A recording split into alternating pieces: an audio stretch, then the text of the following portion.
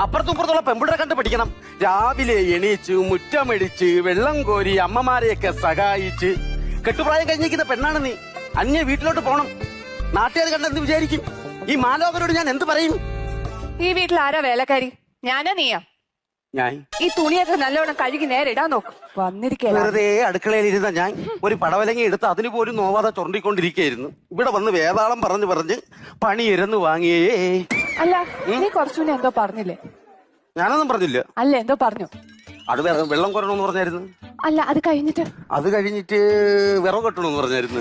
എടി, വെള്ളത്തിന്റെ വിറകിന്റെ നടുക്ക് എന്തോ പറഞ്ഞില്ലേ? കലം വെച്ച് ചോറ് വയ്ക്കണമെന്ന് പറഞ്ഞായിരുന്നു.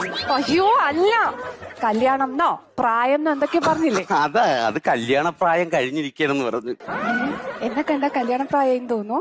നിന്റെ കാര്യമല്ല, എന്റെ കാര്യമാ പറഞ്ഞത്. കല്യാണപ്രായം കഴിഞ്ഞ് നിൽക്കുന്നെന്ന്. ഓ, അല്ലെങ്കിൽ ആരോട് പറയാൻ? ഈ വീട്ടിലെ അടുക്കളയിലെ പുകയും കൊണ്ട് എല്ലാം കൊണ്ട് തുമ്പപ്പൂ കണക്കിരുന്ന പെണ്ണാണ്.